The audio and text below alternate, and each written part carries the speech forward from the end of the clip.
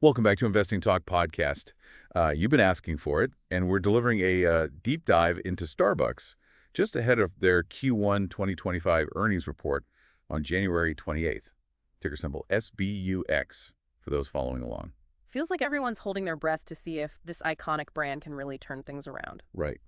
They've been facing some headwinds lately with declining in-store traffic, and the whole coffee market is shifting beneath their feet. But first, let's look at what the analysts are predicting for this quarter. Well, the consensus is a slight revenue dip, about 1%, which would put them around $9.32 billion in net sales.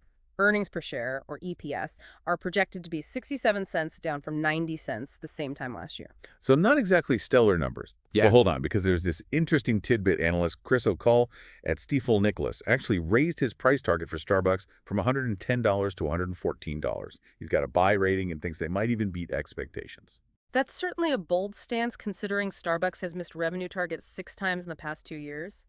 It makes you wonder if he's seeing something others aren't, or if this is just misplaced optimism.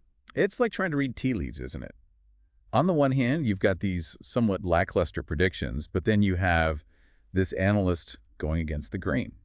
Now let's add another layer to this puzzle, the stock's recent performance. As of yesterday, January 27th, SBUX was trading around $100.02. And it's been bouncing around a bit between $98.10 to $100.33 over the past month. Though overall, we've seen a 6% increase in the last month and an 8.7% jump over the past year. So are we seeing a genuine upswing or just a temporary blip?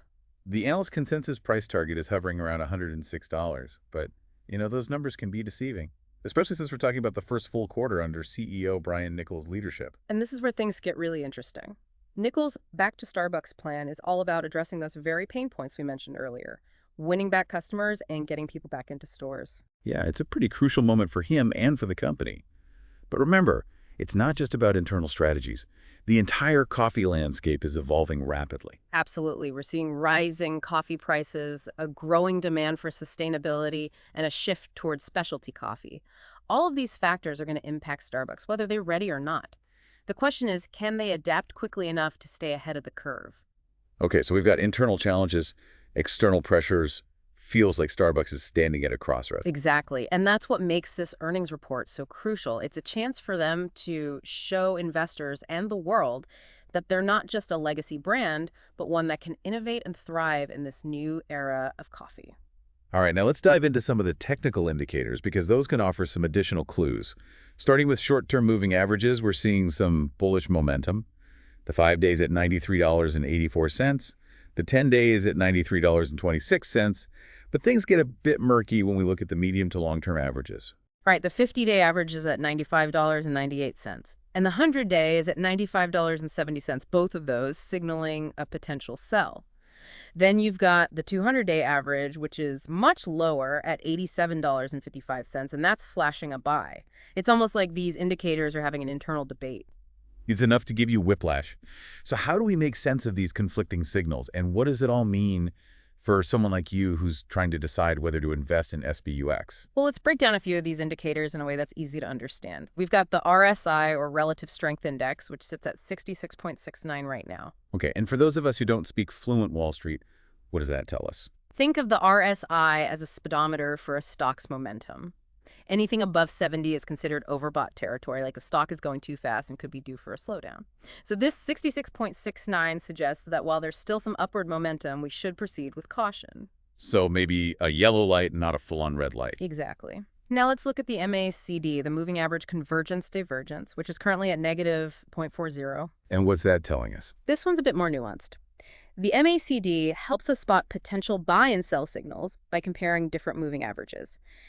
A negative MACD, even when the stock price is rising, can sometimes indicate some underlying weakness or a potential trend reversal. So it's like the stock is putting on a brave face, but there might be some trouble brewing beneath the surface. That's a good way to put it. The MACD isn't a crystal ball, but it's definitely something to keep an eye on. So we've got these mixed signals from the technical indicators.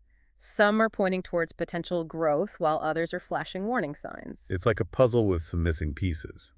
But we've got one more big piece to consider: Starbucks' place in the bigger coffee landscape.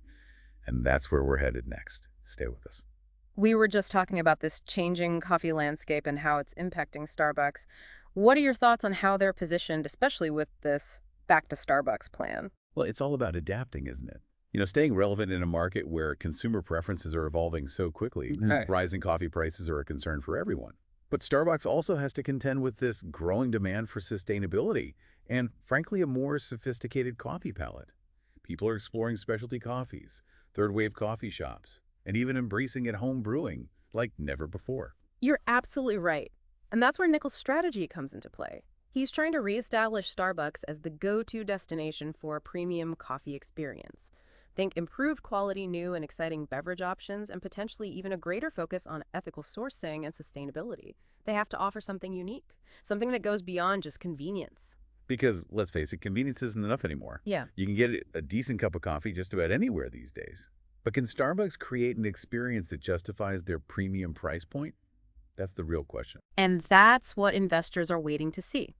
Will this back to Starbucks plan translate into tangible results? Will it bring back those loyal customers who may have strayed? Will it attract new ones who are looking for something more than just a quick caffeine fix? Those are million-dollar questions, for sure. So if we bring all of this together, the analyst predictions, the stock performance, the technical indicators, and this evolving coffee landscape, what's your advice for investors who are considering SBUX right now? It's a bit of a mixed bag, isn't it? You've got potential for growth, but also some significant risks. For the long-term investor, someone who believes in the brand's resilience and Niccol's ability to execute his vision, holding on to their shares or even buying more if there's a dip after the earnings report might make sense. Kind of like a bet on the comeback kid, huh? Exactly. But for those with a higher risk tolerance, maybe looking for short-term gains, a more cautious approach might be wise, watching how the market reacts to the earnings report, paying close attention to the next few quarters to see if Niccol's strategies are gaining traction. Those would be key. So in other words, don't go all in just yet. Keep your eyes peeled and your ear to the ground. Precisely. Investing is about weighing potential rewards against potential risks. And with Starbucks, there's a lot of both right now. Now, before we wrap up our discussion on SBUX, I want to circle back to something you mentioned earlier, these technical indicators. I know we touched on a few, but I think it's worth digging a little deeper for our listeners who are still getting familiar with these tools. Absolutely. Technical indicators can seem a bit intimidating at first, but they're really just ways of analyzing past price movements to try and predict future trends. They're not foolproof, but they can offer valuable insights. So let's say I'm looking at a chart for SBUX, and I see these lines representing moving averages. What am I actually looking at? Think of moving averages as a way of smoothing out the noise of daily price fluctuations. You're essentially taking an average of the stock's price over a certain period, could be 5 days, 10 days, 50 days, even 200 days. And by comparing these different moving averages, we can get a sense of whether the stock's momentum is trending upwards or downwards. So if the shorter-term moving average is above the longer-term average, that's generally a good sign. Exactly. It suggests that the stock's price is trending upwards. On the other hand, if the shorter-term average crosses below the longer-term average, that can be a warning sign of a potential downtrend. Okay, that makes sense. But what about the RSI and the MACD? Those seem a bit more mysterious. Let's start with the RSI, the Relative Strength Index. This one measures the magnitude of recent price changes to evaluate overbought or oversold conditions in the price of a stock or other asset. Like we talked about earlier, a reading above 70 typically suggests that the stock is overbought and could be due for a correction, while a reading below 30 suggests it might be oversold and could be poised for a rebound. Remember, it's like that speedometer too high or too low, and you're in risky territory. Got it. So it's a measure of momentum and potential turning points. What about the MACD? The MACD, or Moving Average Convergence Divergence, is a trend-following momentum indicator that shows the relationship between two moving averages of prices. It's calculated by subtracting the 26-period exponential moving average, EMA, from the 12-period, EMA.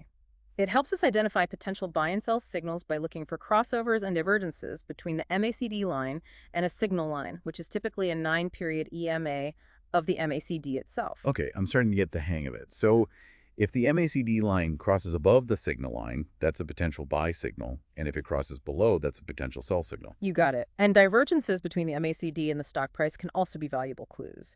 For example, if the stock price is making new highs, but the MACD is failing to do, so that could be a warning sign that the upward momentum is weakening. So these technical indicators are like additional tools in our investor toolbox. They don't tell the whole story, but they can help us see patterns and potential trends we might otherwise miss.